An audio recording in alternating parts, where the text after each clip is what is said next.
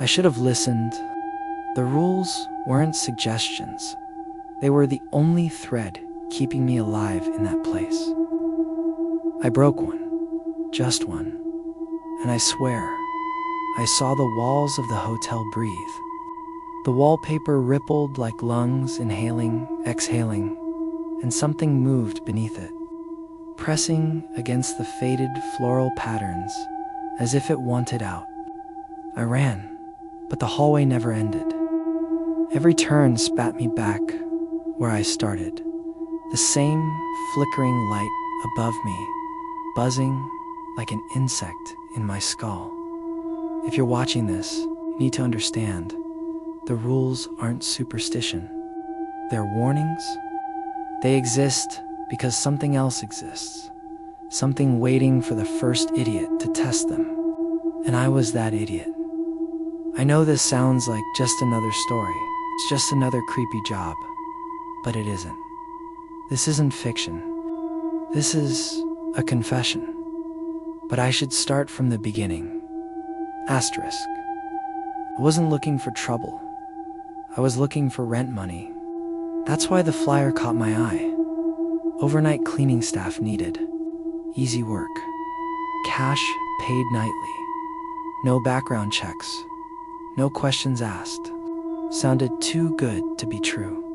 Which should have been my first red flag. The address led me to the Ashwood Hotel, or what was left of it. Once, it must have been beautiful crystal chandeliers, red carpets, marble columns. Now, it stood rotting, windows boarded, its lobby smelling of mildew and dust. A man in a wrinkled suit met me at the front desk. His voice was calm, but clipped, like he'd said the same speech 100 times. There are rules, he told me. Follow them exactly. He slid a paper across the desk. Finish all cleaning before 3 o'clock a.m. Do not use the elevator after midnight. Never. Under any circumstance, enter room 6. If you hear someone calling your name, ignore it. Should you see a guest, don't speak. Don't look. Just keep working. I laughed nervously, waiting for him to crack a smile. He didn't. Easy money, he said flatly. As long as you follow the rules. Asterisk, my first shift started the way any graveyard shift does, quiet. Boring and a little too cold. I pushed around a vacuum that sounded like a dying animal. Dusted tables no one had touched in years, and refilled soap dispensers that would never get used. For a while, I told myself this was just free money in exchange for busy work. But the hotel had a way of reminding me it wasn't empty. The overhead lights flickered in slow, deliberate rhythms, like they were communicating in Morse code. The elevator dinged on its own, doors sliding open to reveal nothing but darkness inside.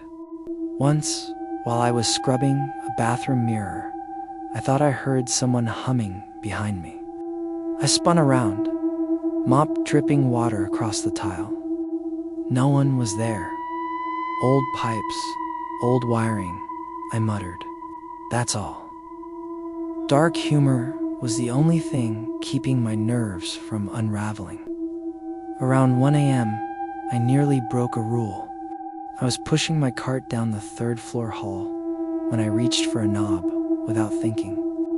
The tarnished brass plate read, Room 6. My hand froze on the handle. The paper with the rules crinkled in my pocket like a warning. Asterisk. I didn't mean to break one. It just happened.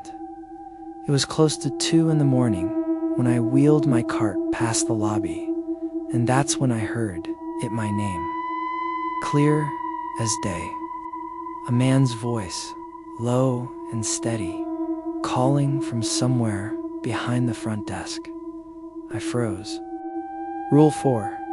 If you hear someone calling your name, ignore it. At first, I told myself I had imagined it. Sleep deprivation, maybe. But then it came again. Louder, this time. Closer.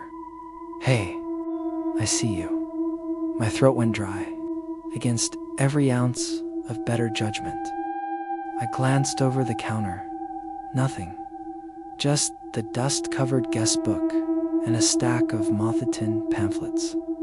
That's when I noticed the shadows. They didn't fall the way they should have. They bent toward me, stretching across the floor like they were reaching for my shoes.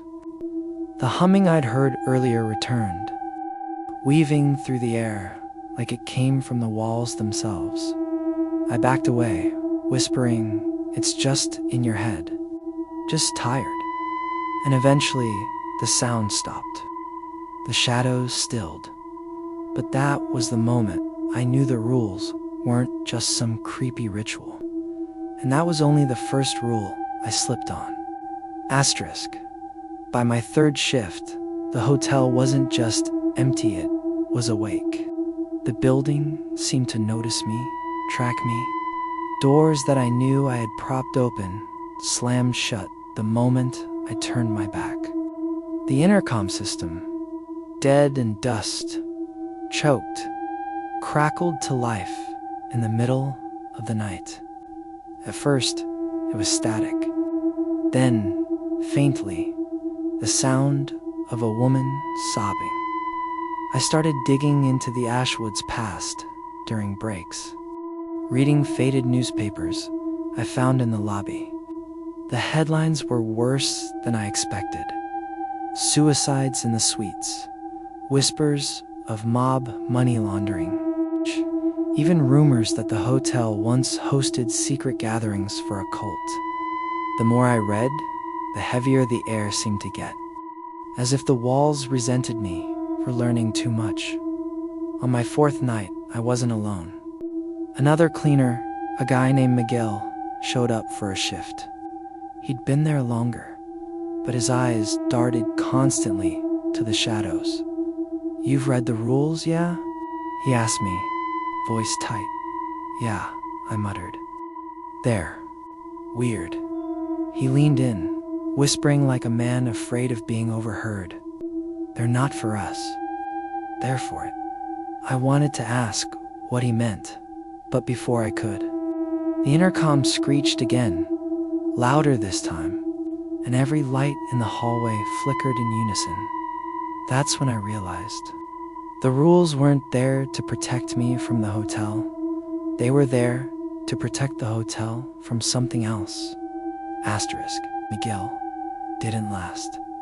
On our fifth night, he broke the one rule I swore I never would.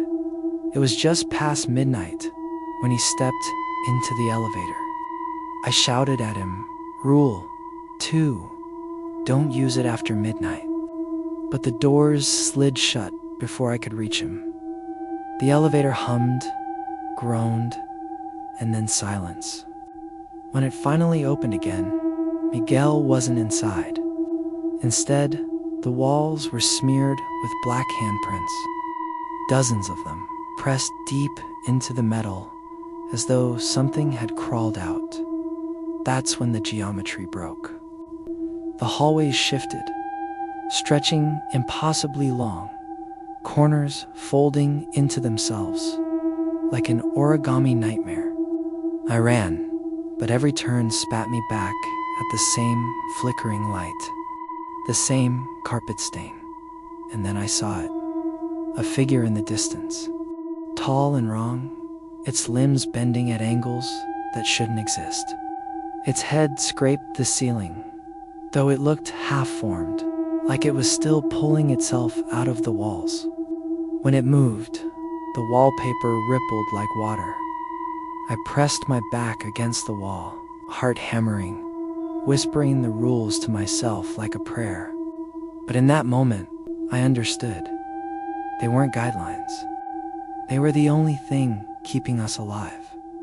And I wish I could tell you this was the first time I'd seen something like this. But it wasn't.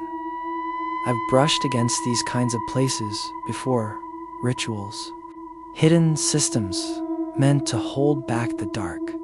Ashwood was just hungrier. Asterisk.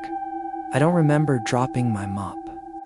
Only the sound of it clattering across the tiles as I bolted down the hall. The rules hammered in my head like commandments. Finish before 3. Don't look at them. Don't listen. Behind me, footsteps echoed too many, too heavy, and always just close enough that I could feel the vibration in my ribs. I slammed doors shut as I passed, turning the locks, even when I knew they wouldn't hold. The mirrors in the hallway warped, catching glimpses of things I refused to focus on, pale hands pressing against the glass, mouths opening silently in screams. The intercom wailed again, a static shriek that drilled into my skull. I shoved my fingers in my ears, muttering, "Ignore it. Ignore it." The hotel was no longer just decayed, it was alive, pulsing, every light flickering like a heartbeat at one point. I ducked into a storage closet, chest heaving, listening as something dragged its limbs past the door. The knob trembled, once, twice, before stilling. You'd think I'd leave, that I'd run into the night and never look back. But that's the thing, Ashwood doesn't let you leave. Not once you've broken the rules. Asterisk. I survived the night, if you can call it survival. When the clock struck 3, the lights steadied, the walls stilled, and the footsteps faded like a bad dream. But it wasn't a dream. The bruises on my arms, the scratches down my back, the memory of Miguel's scream echoing through the vents, they're proof enough. The worst part. I went back the next night. I didn't want to. My body fought me every step, but something pulled me, like invisible strings, guiding me back to those rotting halls. Ashwood doesn't just employ you, it owns you. I can't share all the rules. Not here. Not yet. But you need to know this much before it's too late. If you ever see that flyer, if you ever hear about easy cash at the Ashwood Hotel, burn it. Delete it. Forget it. Because once you step inside, the rules aren't theirs anymore. They're yours. Asterisk, if you've ever worked a night shift. You know that creeping feeling like the silence itself is watching you. But tell me, have you ever had rules like these? Because Ashwoods weren't meant to keep the place clean. They were meant to keep me alive. I can't be the only one wondering what the hotel is hiding. Was it the suicides, the cult, or something worse, something still inside those walls? Drop your theories in the comments. I'll be reading them. Maybe, together, we can piece this puzzle apart. Or maybe, the hotel doesn't want us to.